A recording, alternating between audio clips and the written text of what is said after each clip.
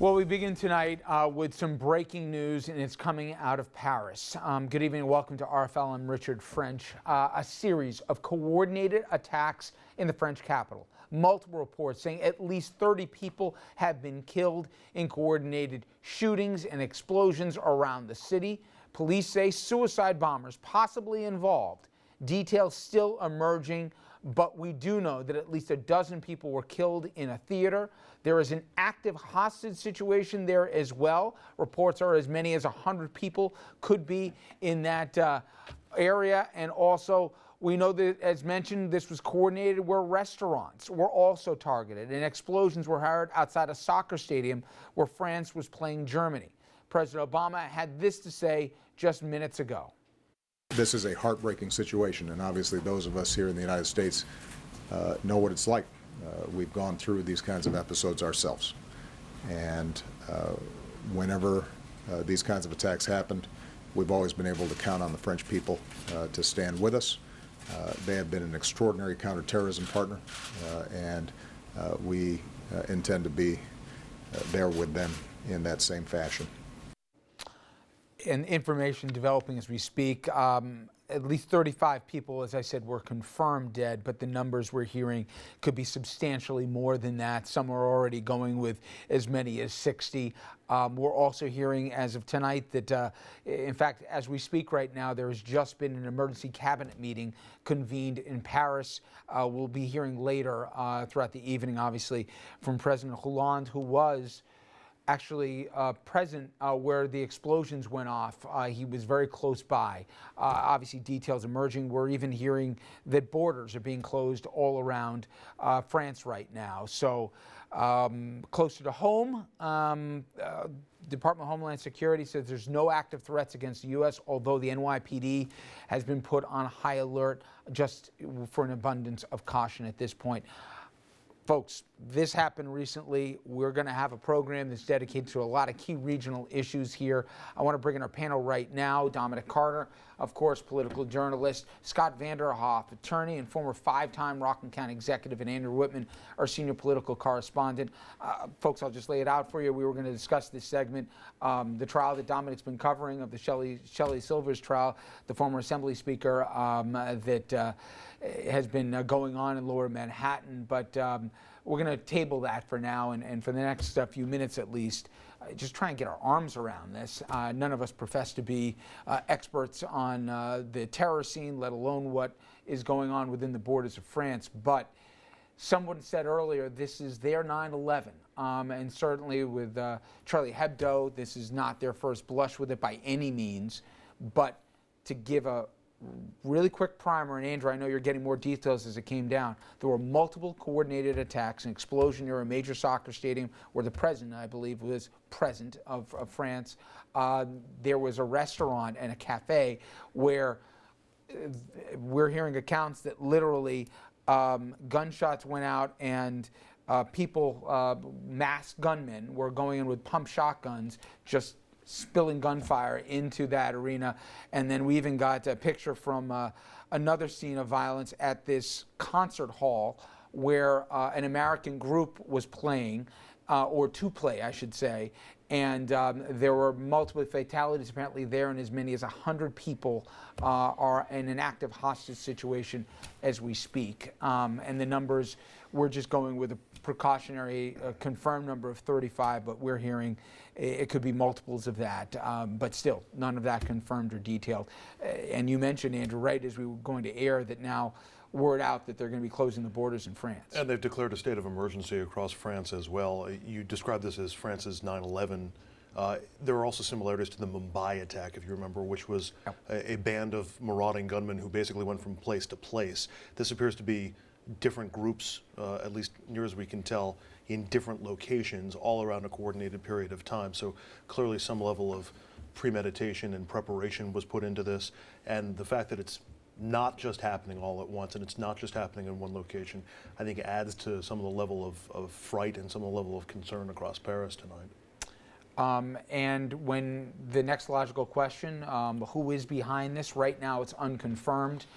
There has been chatter on social media. ISIS has been putting out, I guess, some preliminary statements. We don't know those, frankly, who is behind this, but the collective chill going throughout Europe right now, and globally for that matter. But we remember that this week alone, there were this elaborate 5-minute video that ISIS put out that's threatening to have oceans of blood spill in Russia as a consequence of them getting involved in Syria. That came, and just, I don't know, Scott, for me, the idea that multiple locations, as Andrew said, coordinated, and especially when you have a nation of such open borders and multiculturalism and all the rest, it is going to be a very long night and a very long near future for Paris and for France. It's just so distressing and so sad. And I think prayers are in order for all of those who are right now going through hell. And there was a report that someone screamed in the theater, "This is for Syria." I don't know that no one can confirm that yet, but there's no question that this is coordinated. It was done in a way that shows that it's true terrorism. It's not anything but. And of course, the facts will have to come in. But I have to say, I don't know, your heart bleeds for, this is the height of Paris. Friday night, everybody's out having a good time in terms of their entertainment. It's just awful. We have a very good friend from our office who's in France right now, and I'll just, as a personal anecdote, I have my family, not me personally, but my family is planning to go there in a week and a half, and it really puts pause as to, the city lights and everything else, and what makes it, So you're looking at live pictures right now of Paris, and as mentioned before, about 5 minutes ago, there's been a cabinet meeting, an emergency cabinet meeting convened. Andrew mentioned there's a state of emergency throughout France right now. They've shut down the borders as we speak. And in addition to the carnage that they're still trying to piece together, there is an active hostage situation. And the latest numbers, Andrew, is there's a belief there's as many as 100. That's at the concert hall where the American heavy metal band. It's actually, I've heard they have the name Eagles of death metal, whatever, but I've heard it's more of an ironic name, that they're actually not of that genre. This doesn't make a hill of beans, but and nonetheless, it was at that. It is at that venue where it's still going on right now. That's obviously got some people wondering if perhaps that's not a coincidence, the fact that there is an American band playing there. That's one of the variables that's in play tonight. Obviously, the high influx of Muslims who have moved into France in recent years, and there have been certainly issues in terms of how to incorporate that community into Paris. And obviously, you've had the influx of refugees across Europe coming out of Syria. All of these are just factors that are in people's minds as we try to figure out what's happening and what variables might be leading to this. And Dominic, if we go back to our horrible memory of that awful day on September 11th, all the conversations that France has had before, and all of Europe is going to have, as to what levels of freedom, what sacrifices or changes would need to be made, and more specifically with the Muslim and broadly Arabic population. You hate to throw these blanket statements across, but Le Pen, which is an extremely conservative group that's even seen some electoral gains in France in recent years, talking about an anti-immigrant policy. What will happen in the aftermath? And this will not be relegated to just France. And then obviously with the influx of all the Syrian refugees that are just trying to find a place to go, some obviously already taking up residence in France, and more than 1 million in Germany already. Those conversations will all funnel out of this, but there's no easy answers as to where to go. Richard, I literally just left, as you know, I was down at federal court. I have more information on it. The corruption trial of Sheldon Silver. And that's about a mile from where the World Trade Center location used to be. I remember covering that well all these years later. And what goes through my mind on situations like this, having traveled as many of us have to Israel, in which their pizza parlors and bus line number 18 have come under attack. And then you immediately think to New York City. And this is a time when we're all terribly saddened, but we must also tip our hats to the NYPD that does an excellent job. I want you to think about this for a second. 40 Center Street, which is where the Thurgood Marshall Federal Courthouse is located. All the buildings that are in that area, 2 blocks from City Hall, the municipal building that was, as you pointed out, Richard, that was named for Mayor Dinkins, renamed for Mayor Dinkins recently, all the restaurants in that area. So when something like this happens, this is an attack, as far as I'm concerned, on all of us, because we're all vulnerable.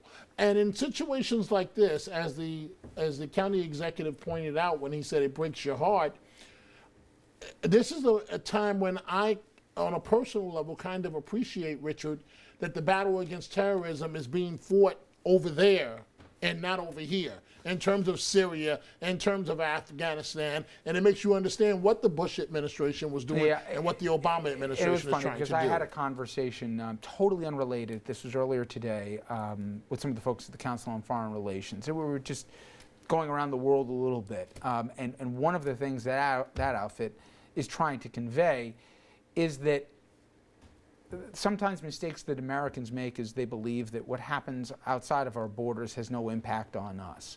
And what's happening as the world becomes smaller and where people don't fight wars with uniforms on as much anymore and all the rest.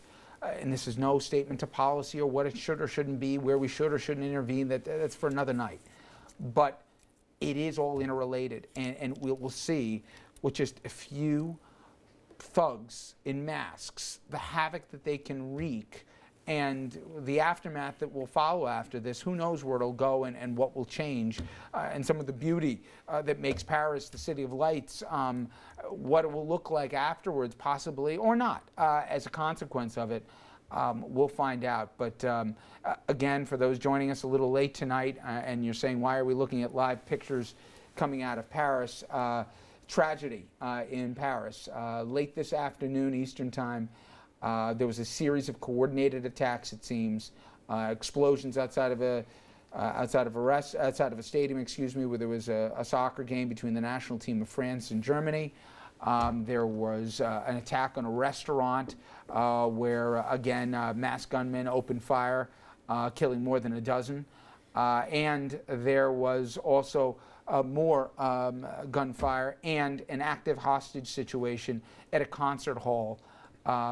These are just the reports that have come in. At least 60 have been confirmed dead. The fear is that number will go up substantially before the end of the night. Speak nothing of the hostage situation that is still ongoing. As we speak, there is an emergency cabinet meeting going on in Paris with obviously President Hollande and basically the cabinet there. He's already declared a state of emergency, and he has also shut down the borders in France. So we'll continue, obviously, to keep an eye on this, and more developments, we will continue to bring it for you. Okay, we will shift gears, and when we come back, we'll turn to some issues closer to home. Please stay with us. We'll be right back.